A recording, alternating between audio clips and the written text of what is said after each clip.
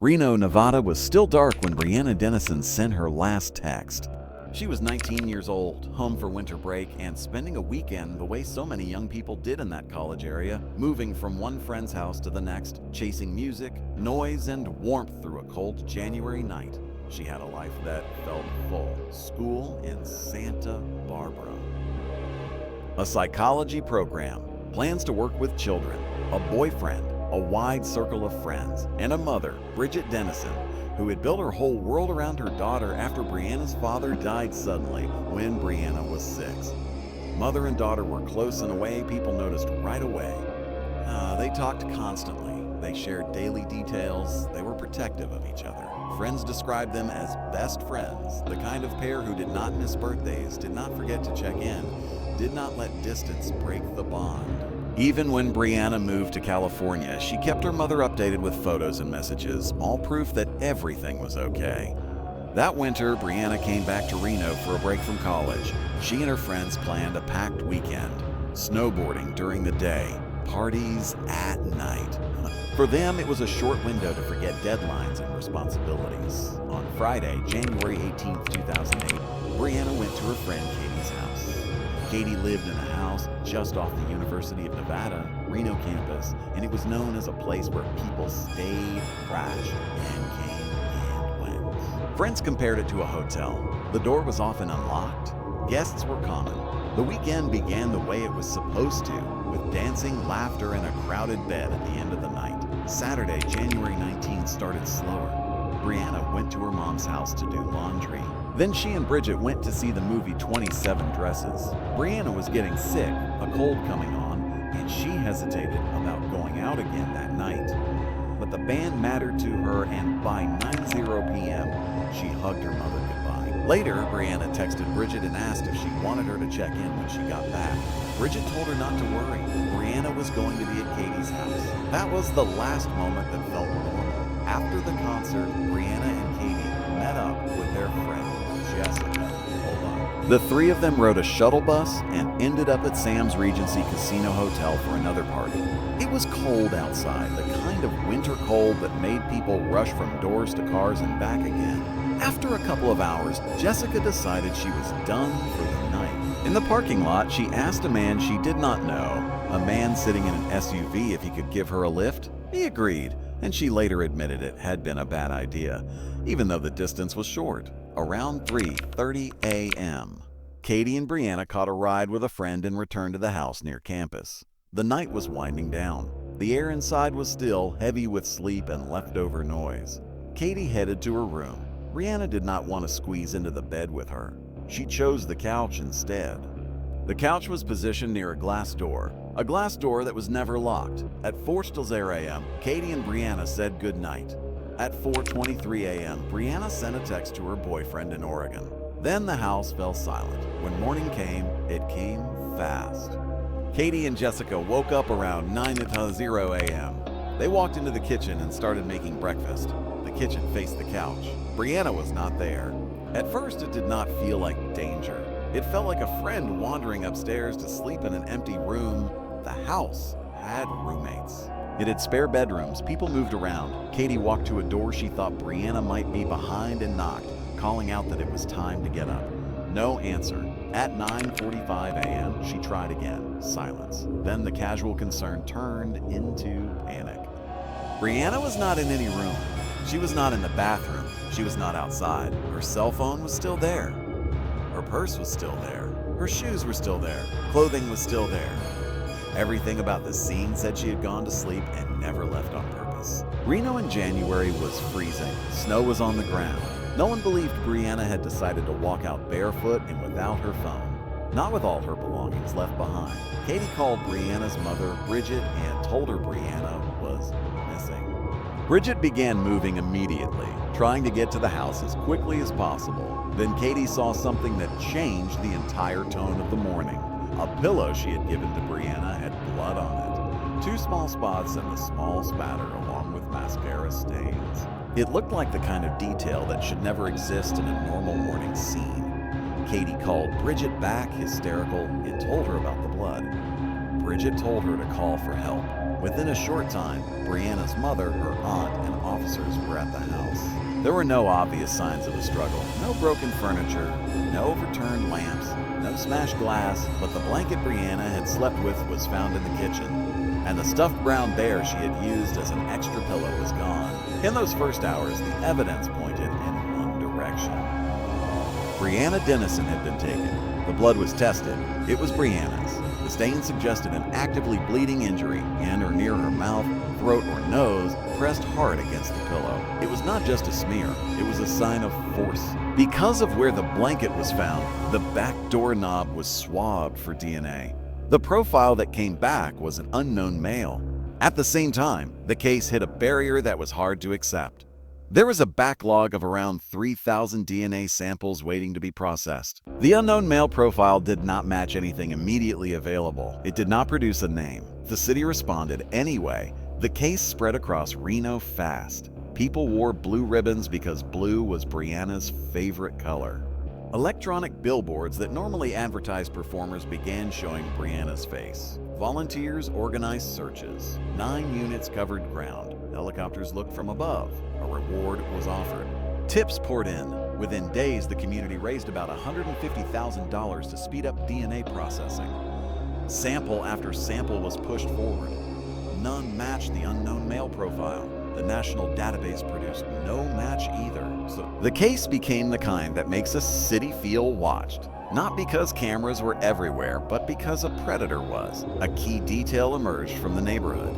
A man living next door described sitting in his living room in the early hours around 4:30 or 5 a.m. with the lights off.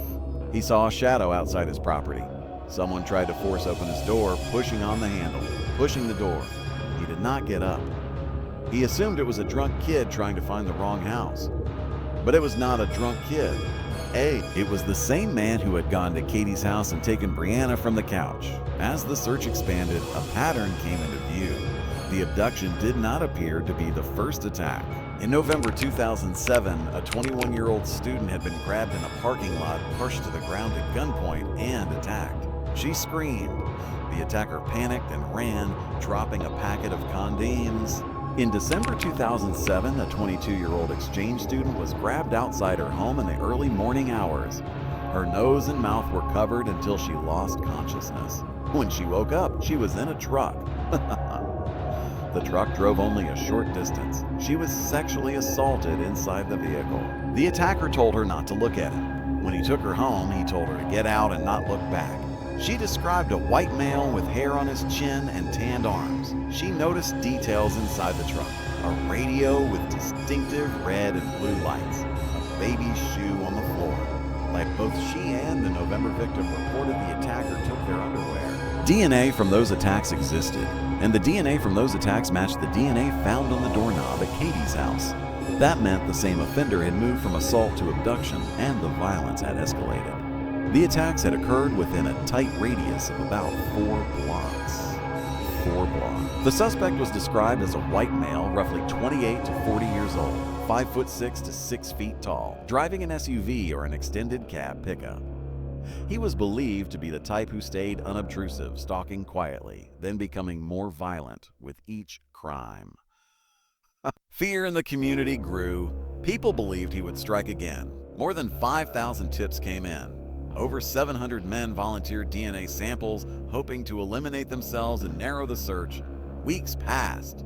Then a month. On February 15, 2008, 8 miles from where Brianna was taken, a man named Alberto Jimenez walked across a vacant lot on his way to get food. Something in a shallow ditch caught his eye. A Christmas tree lay on its side in the brush.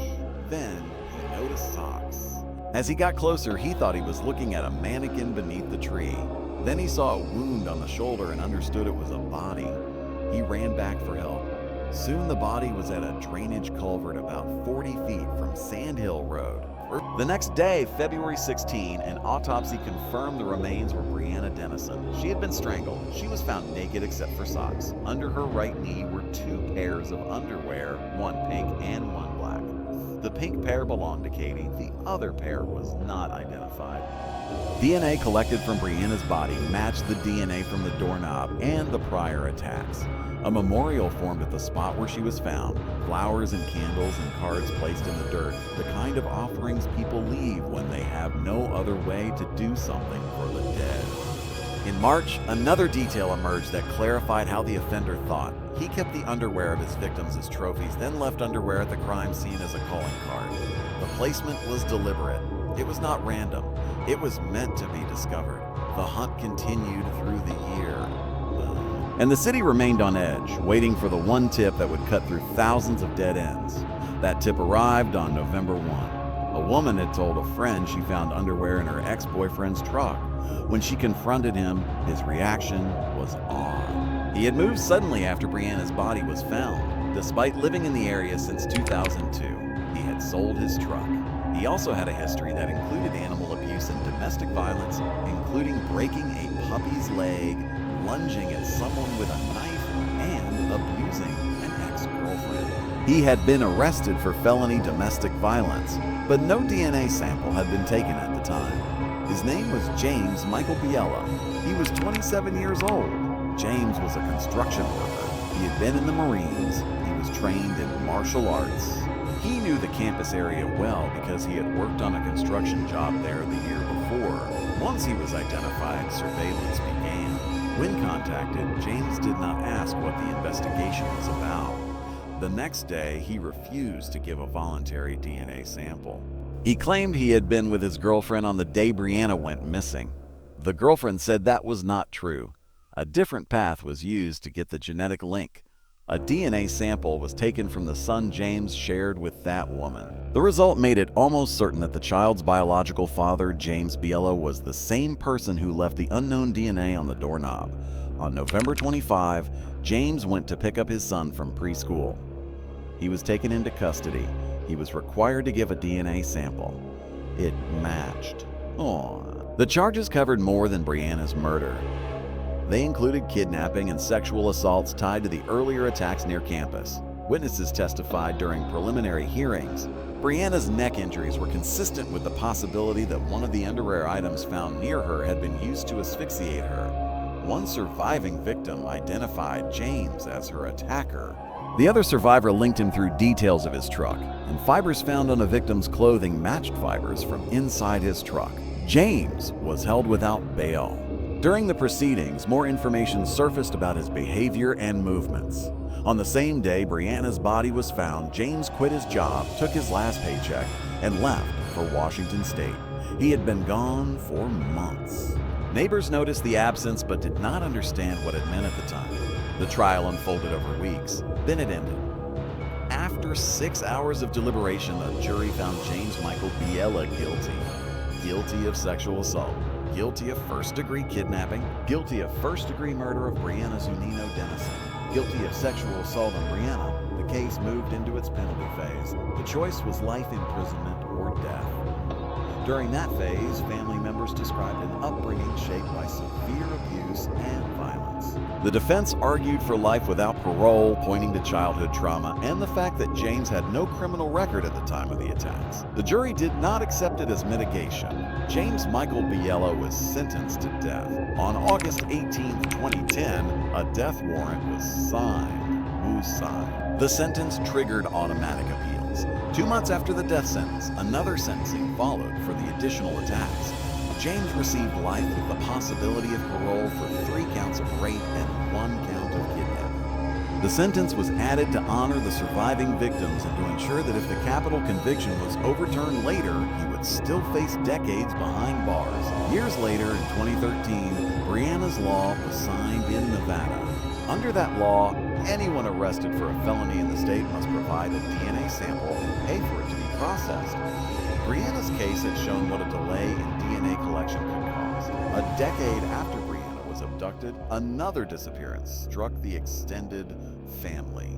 In 2018, Brianna's 19-year-old cousin Caitlin went missing after telling family she was traveling to Midland, Texas, with a man she had recently met. She had expressed fear for her life.